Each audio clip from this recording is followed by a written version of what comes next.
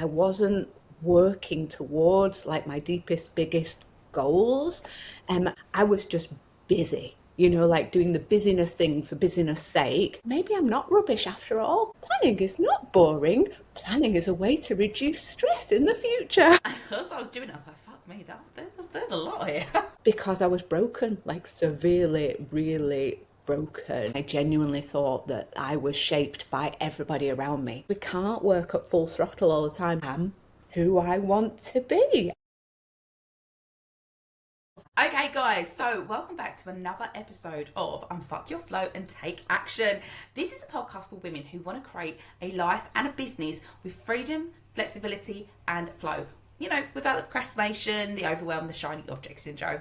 My name is Alice Dartnell and I'm a time and energy management coach, speaker, and author. And for today's episode, I'm really excited for this one because it isn't just me. We do have the amazing, the fabulous Beccy Jones with us. And I'm really, really excited for this episode because something struck me when I was talking to Beccy the other day. And we're probably going to touch into this in more detail in a minute. But Beccy said about having an idea in her head for years that she has now just taken action on. And I just thought, wow, this is the kind of thing that I want to share with people because I think it's really easy to look at the shiny shit on social media and go, oh, they're smashing it, like it's easy for them. But actually, we don't get to see behind the scenes. This is why having these conversations is so powerful to say, well, what did you do and how did you do it? Show me, tell me. And Beccy is one of these people that just shares and loves and gives advice and gives information. So I was like, Beccy, we need to get you on the podcast. And here we are. So Beccy, welcome, welcome, welcome. I am so glad you are here. If you are not watching this and you are just listening to this, let me just describe Beccy for you right this second. She's got some gorgeous fairy lights behind her. Her hair is gorgeously red and on brand with her green tips. And I think her t-shirt also says, believe. Oh my god, yes, I feel like that is going to be very powerful as a mantra for this episode. So Beccy, welcome to the podcast, lovely. Tell us a little bit more about who you are and what you do. Hello. Thank you so much for inviting me on. Absolute pleasure. I am Beccy Jones. My business name is Beccy Jones Health Solutions, and it does what it says on the tin. I'm all about solving people's health solutions in kind of one-to-one settings, in group coaching, in speaking around the Northwest, in all the things that I can possibly do to meet my life purpose.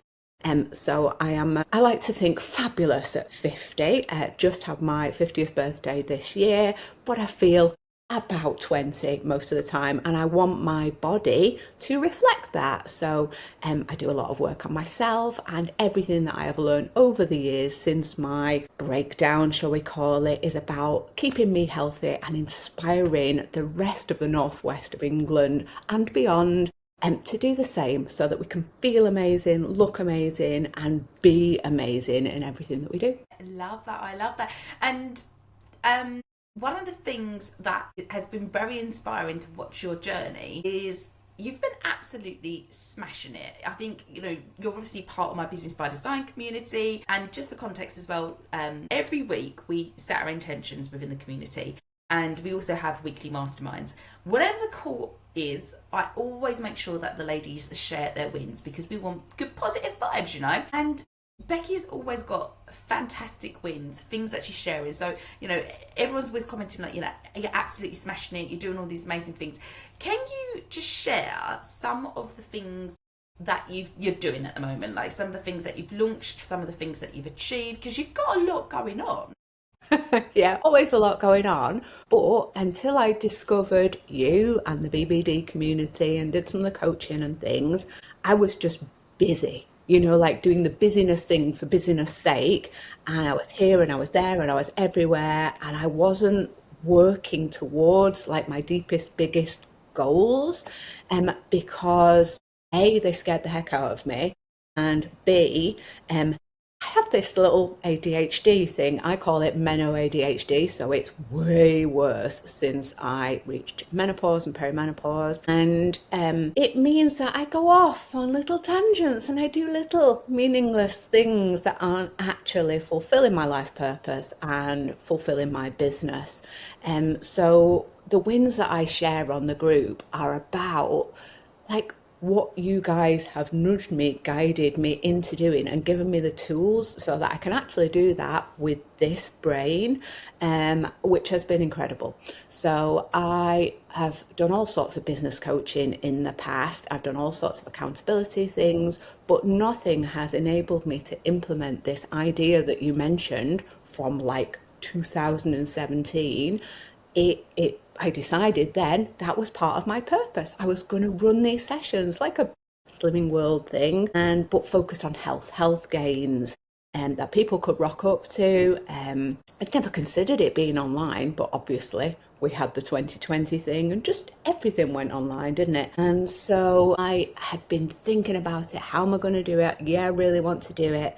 But it wasn't until you got me starting to set my intentions and my goals and be accountable to those that it actually started to happen. I was doing the work. And since then, so that was December time of last year, I launched the first cohort in January, second in February, the third in March. And now I'm a proud momentum mama. The first cohort has just graduated from the momentum plan and they have got incredible results. So I am so proud of myself and I'm so proud of them. And I'm so thankful to you guys because it has just been an idea until now and I've actually made it happen. Amazing. And this is what really struck me on the call when you were like, you had this idea in your head since what, like, was it 2017 or 2019 or something? And now you've made it happen and it is in the world and it's helping people and it's changing lives. And I know that because I've heard from the horse's mouth of some of the people that are working with you. What do you think has shifted for you? Because you had that idea in you. What made you get it out? How did you get it out? Because let's be honest, we've all been in that position, myself included, sitting on an idea and then you need to take the action. You can't just have an idea, right? So I know a lot of people listening to this are going to go, yeah, I feel that pain. I've had an idea and not taken action on it. So talk us through it so we can actually see, okay, how the bloody hell did she do it? So what it looks like at the surface is just action. It's just doing the thing. It's doing the do. And you encouraging me to do the business as usual stuff alongside working on the project stuff. That helps. It's absolutely part of the puzzle, but it's deeper than that. It's like loads deeper than that. I would not have done it if I hadn't have the confidence in myself. So the belief kind of up here, the belief in here that I could do it, that it could work, and that it would not only change my life, but it would change the world in some way. And I got my diagnosis of ADHD, combined ADHD last year, which I think was a pivotal part of it. And that is kind of how we connected. I was just going through that when we first met in person at Warrington Wellbeing Festival. And I am thinking constantly about, well, it's not actually that I'm shit. It's not that I'm rubbish. It's because of how my brain works. And that's why I struggle with that. Well, actually, that's not just a total failing of me, like forever and all of my life. That's because there's something different about how my brain works. Actually, maybe I'm not rubbish after all. Maybe I do deserve to be confident. Maybe I do deserve to bring this to the world, and maybe I am capable with this strategy and this system and this tool and this learning. Maybe that combination of things that you bring through the podcast, through the BBD, in everything. I'm like a proper stalker. I love it. Stalker. But everything that you do reminds me that I am confident, I am capable, I can do this. And the way that you cheerlead us and big us up in the community as well reminds me that, do you know what? Believe, achieve, I can do anything. I can. ADHD is not necessarily a disability that has to hold me back in my business. And there are loads of workarounds that I can use to help me do just as well as somebody who has like a regular, normal brain. Yeah. And I think what's really hitting me when you're saying that, lovely, is regardless if you've got ADHD or not, which obviously listeners hopefully will know that I have, there's always something that is holding us back. Everyone's got their blockers, everyone's got something, getting in the way, like, as I call it, fuck their flow and take action. And I think the things that you're saying, confidence, belief, systems, tools, working with your brain in a way that works for you is so important. Like, that's harnessing that's what's helped you, right? Yeah, absolutely. Absolutely. Overcoming some of those beliefs that I had about myself has been huge. And I think the constant reminders and having just a goal. So we do monthly kind of reviews, we do monthly content sessions, we do weekly kind of things in a spreadsheet. Oh my God, I used to be terrified of spreadsheets, but now I do actually remember you being like, planning is boring and boring people do planning. And I was like, oi, I love planning, I'm not boring. But it's weird where these beliefs come from, right? And I know where mine come from. Yeah. But that doesn't mean that they are any less of a belief, where our logical brain is like, okay, I've got this. I do NLP, I do hypnotherapy, I do all of those things. And I've been working on this stuff for years, but we need real life evidence. And for you to be like this fun and amazing planning lover, I'm like, okay, there is a possibility that we'll blow these boundaries. Planning isn't boring. And in fact, on one of our calls, you overheard my lady in the tube, the Alexa, say, planning is not boring. Planning is a way to reduce stress in the future. So she reminds me all the time now. But I know we're laughing and we're joking, but what you're saying is really important. It's really profound, because we've all got shitty beliefs and baggage that is quite frankly holding us back. And, we have to question these, like, where did that come from? Like, why do I think that? And I think it's fair to say, on your journey, you've had some great shifts and mindset shifts and beliefs changes and stuff. What do you think some of your biggest, like the planning one, planning isn't just for boring people. What do you think some of your other moments have been around shifting beliefs that have helped you on your journey? Because it isn't just about taking action, it is the belief bit as well. I think we're going right back to 2008. So I used to believe that the way that we tackle stress was the way that society told us to tackle stress. And depending on your network, the people that surround you with, you can have these beliefs about what is a good way to tackle stress or what is a bad way to tackle stress. And the environment that I was in back then was telling me, oh, we tackle stress by drinking copious amounts of alcohol, eating tons of sugary stuff, cakes, biscuits, donuts. We tackle stress by playing high octane video games and going motorbiking and all of those things. And when we're younger, I reckon we can do all of that and doesn't impact us so much because our cell turnover is just so fast that we can bounce back dead easily. But it's not until we add in a shed load of stress, physical stress, emotional stress, mental stress, all the stresses, and we're getting a little bit older, that I think we cannot cope with that lifestyle. And it was one thing after another for me back in 2008, and I ended up having my breakdown, mental, physical. I just couldn't talk, I couldn't move, I couldn't do anything. It was horrendous. And so I had to change my beliefs about who I was, how I healed myself, that healing was a possibility, and I didn't just have to rely on the doctors to fix me with a pill. I had to change my entire way of being so that I could get better. So my then husband, my daughter's dad, so my daughter is now 20, that's how long ago it is, he came off his motorbike and he lost his leg and he broke nearly every bone in his body, and I ended up being a full-time carer for him. And Beth, she was like 13 weeks old when it happened. So I was a full-time mum to her. And I was the one that was responsible for doing all the cooking, all the cleaning, all the housework, and the emotional support of everybody. Can you imagine?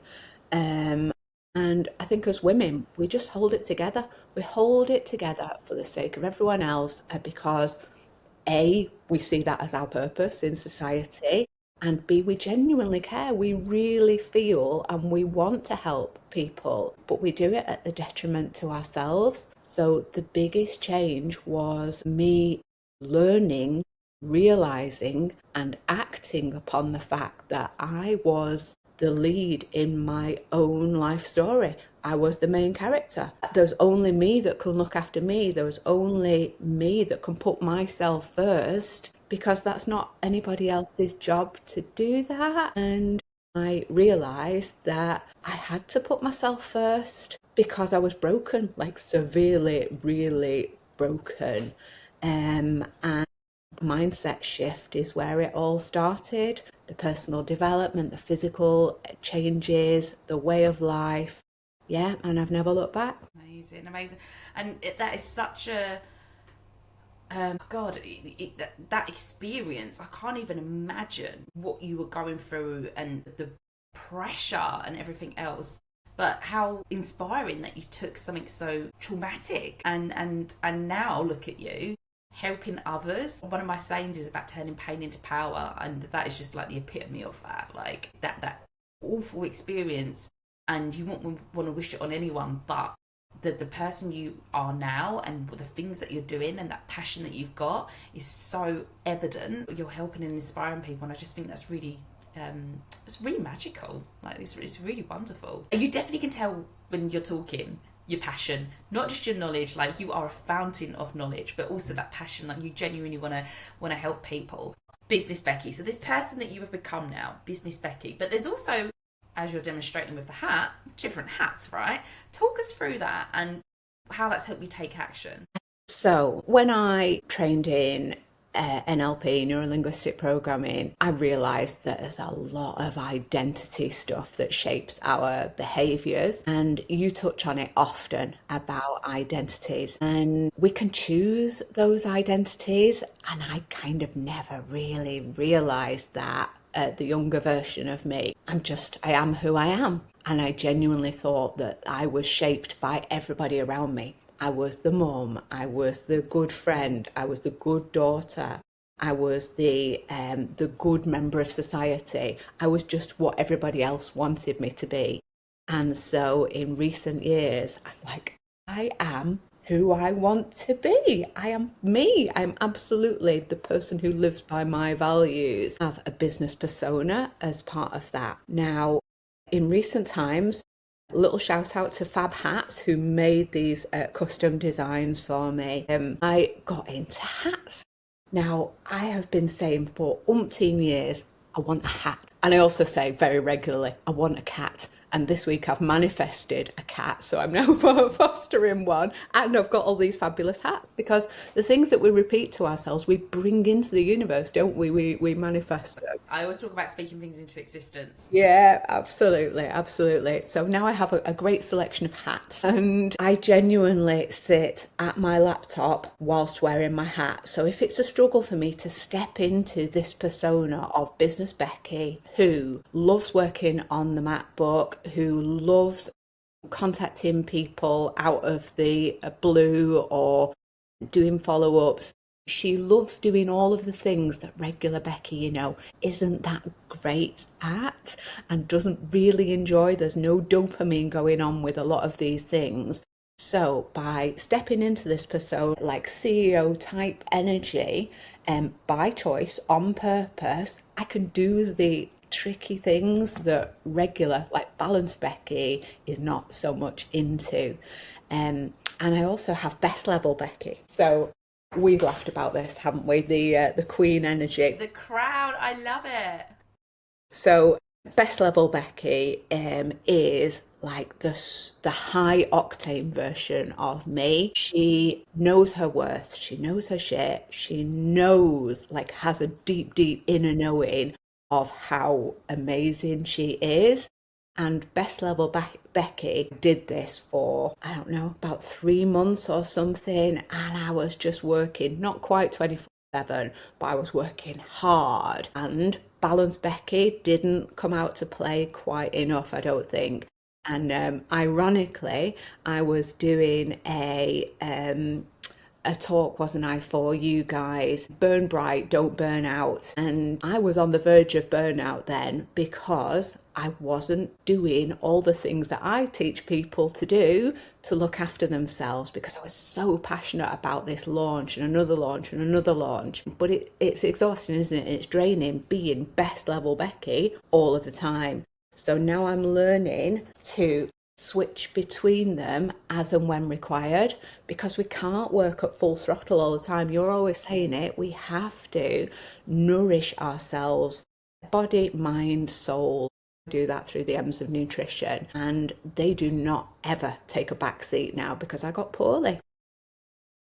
Yeah, I love that. I always like to use the analogy of an athlete. Like, an athlete's job is, I don't know, let's say they're,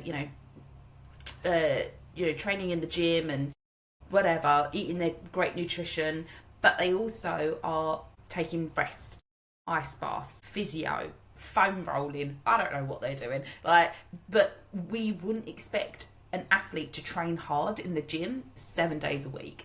We would expect them to have that rest and recovery. And I always think, well, we expect it of someone with a physical job. Why do we not think it of someone with a mental job? And what we do as like coaches, speakers, authors, etc., it's not necessarily physically demanding, but it's mentally demanding, especially if you're looking after a lot of people, like you are on your momentum plan, and you've got your 6 paths to wellness and stuff like that.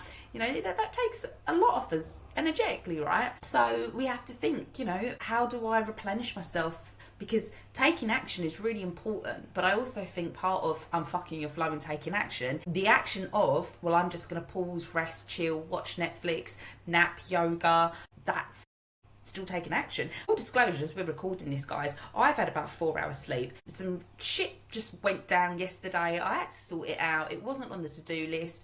Someone in my team messed up a little bit. I had to clear it up. Shit happens. Did it mean that I finished work at midnight? Yes. Not ideal, but that every now and again, if you're running a business, something like that is going to happen. I'm currently staying with my friend. Did she wake me up at 5 o'clock this morning, or whatever time it was she decided to have a bath? Yeah, because my bedroom's next to the bath. It is what it is, isn't it? So I've had about 4 hours sleep. I also know that I've got a very, very busy, heavy day today with like podcasting and giving my energy. And I also know that I've got a little break this afternoon that I was planning on going to go to the gym.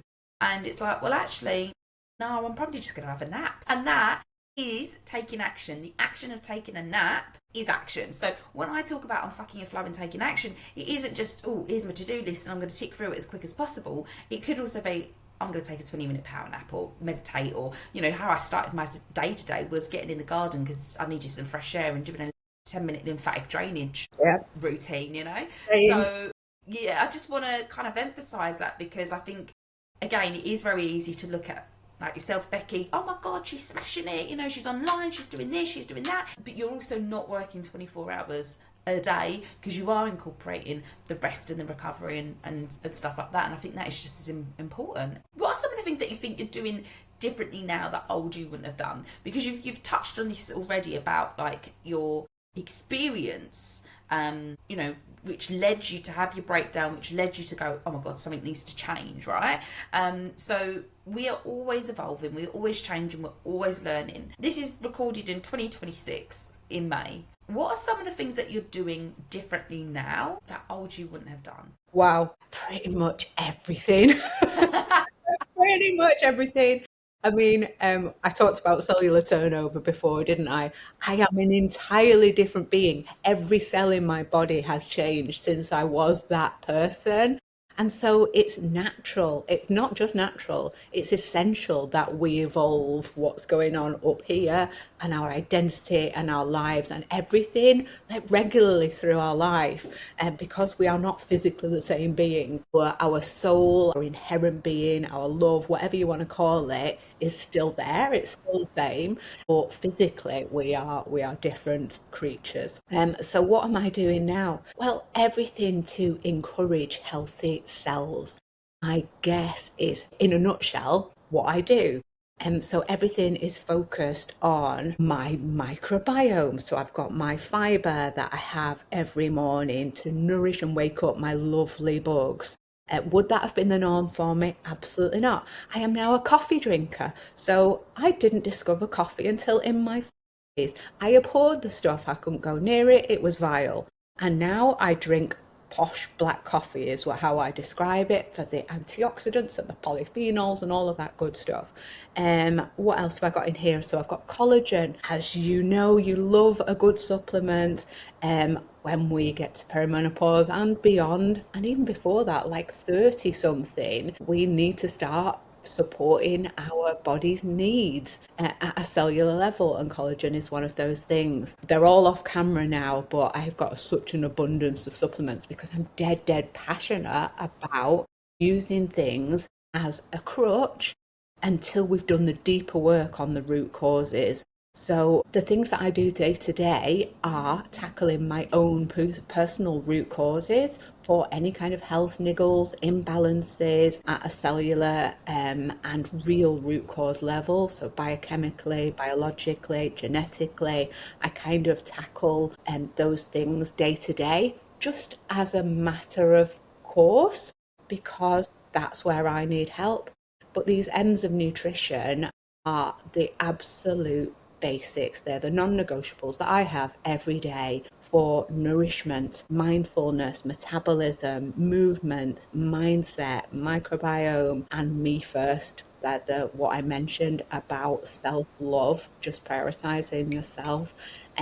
Those are the things that I do now that I would never have dreamed of doing before, because I believed that personal development was just absolute nonsense. I believed that nutrition was for boring people. There's another one. I believed that movement, so exercise, that was just what we did because we fancied an hour-long natter with our friend whilst prancing about on the treadmill. I had all of those beliefs previously that weren't serving me, so they had to change.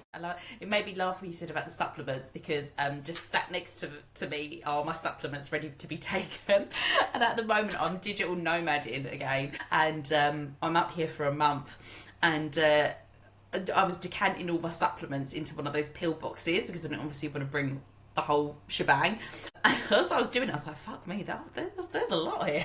But I would rather take my, do you know what? There's some of them I can't even pronounce what I've been told to take, but I would rather take my B vitamin and me lion's mane and my perimenopausal complex and everything else that I'm taking. I'd rather take that as preventative than, unfortunately, my family, haven't had the greatest of health, and I'd watch my granddad have a pill box of 30 different medications for gout and this, that and the other, and I don't want that. So I'd rather take my 30 supplements a day with me collagen and me creatine and stuff like that. And do you know what? I talk about lion's mane quite a lot, and people go, oh, does it work? And I'm like, do you know what? I don't know, but it makes me feel like it is. So And if you even if it's believe, if you exactly, believe it's working, it's working. Like the yeah, placebo effect is behind what, up to about 66% of the activity of anything that we're taking, whether it's exactly. medicine or nutrition or Yeah. supplements. Yeah. So I just kind of think, well, I think this is helping. I'm going to keep doing it. And again, bringing it back to this whole ethos of like, I'm fucking your flow and taking action. Taking action isn't just, as we said, to-do list, ticking through it as quick as possible. For me, it is also about, like you said, the belief, who you're being. Are you being like Queen Becky, Business Becky, whatever? But also, how are you functioning? If you're sitting there brain fogged and lethargic, are you taking the right action? And if you are you getting your maximum bang for your buck out of it? Probably not. Looking after yourself actually is a huge part. Yes. Yeah, I love that. Just to wrap up, lovely, what would be your golden advice for someone who wants to take action? So maybe like yourself, They've had an idea in their head for ages, and it's a bloody good idea, but they just haven't done anything about it yet. What would your golden advice be for them? You have been doing this on your own for however long. I mean, be honest with yourself. How many years, months, weeks is it since you had that idea and you've done nothing with it? And we tend to believe that we should be able to do it ourselves. We should have the skills that it needs. We should be able to just, I've got this kind of energy and do the thing. If your actions haven't proven that to be the case, now is the time to get, at the very least, some accountability. Share that with somebody. Tell them what your goal is, what you want to do, and be accountable to somebody. But you need to choose wisely, because I have done this so many times before with friends, with family, and I'm like, oh, but nothing's going to happen. If I don't do the thing, nothing's going to happen. It'll be fine. And so I'm not pushed to do it. I am not really encouraged to do it. And so, in my experience, joining a community or having a coach or both where you are held accountable to do it, not through guilt, not through shame, not through those kind of negative emotions, but you are kind of nudged and handheld and cheerled and encouraged to do that, because you've got to show up, because you've got to get your money's worth. Like you have paid for someone to keep you on task. That's how important that goal is to you. You've paid someone to help you do it. So you're going to flip and do it, right? Yeah, you've got to put like some skin in the game. You've got to have that, do something for future you, step into that accountability. Yeah, and I think so many of us are probably missing that. And I think also some people think that because I'm a time management coach, I don't need it. And I'm like, oh my God, I've got like accountability systems left, right and Chelsea. Like sometimes I've been known to text my dad to be like, this has to happen today. Like I will pay you a tenner if I don't get it done, because I'm holding myself accountable. Just everybody needs it. On that note then, lovely, for the people that listen to this and may need some support and accountability on their health goals and looking after themselves, being the best version of them, where can they find you? How can they work with you? So my home online is Facebook. I have a private Facebook group that I would love you to join, and it's called the Beccy Jones Health Solutions Space. You. And I am foraying into the world of Instagram, and you'll find me there at Beccy Jones Health Solutions. Those are my favourite places to be. So please, please, please get in touch if you want any more information about what I do, where I am, where I'm speaking, or how I can help you or anybody that you know that is struggling. It would be my absolute pleasure. I am running the Momentum Plan at the moment and getting some incredible results in terms of weight loss, health gains, lowered inflammation, decreased pains. Like people have come off medications, which makes me so proud, and they are stepping into new versions of themselves, which is so amazing to see. You can find out more about that by going to Momentum Plan landing page, and again, Alice is going to share the link. Yeah, we'll make sure we'll link everything in the show notes, so go check that out, give Beccy a little stalk. And seriously, if you are wanting to up level, you wanting to expand, you have got ideas that you want to take action on, yes, obviously that is important, but also having your health to back it up is so important as well. And one of the things that I've certainly learned from my burnout journey and that is you can't grow and take things to the next level if your body is in a state of survival. So having a healthy body to be the conduit of your goals and be the conduit of your actions is so important. Beccy, thank you so much for being here. I really appreciate it. Guys, thank you so much for tuning in to another episode of Unfuck Your Flow and Take Action. If this episode has hit home, you are ready to stop trying to do everything alone. This is obviously exactly what we do inside of the Business by Design community. So we would love to support you. So if you're an ambitious businesswoman who wants to unfuck their flow and take action, then this is probably the gang for you. Again, we will link everything out in the show notes, but feel free to check it out. Message me on Instagram and let's see what we can do for you. And if this episode has helped you, please make sure that you go follow Beccy. Also check out the other episodes that we have got. Like and subscribe, and we will see you in the next episode. Thank you so much.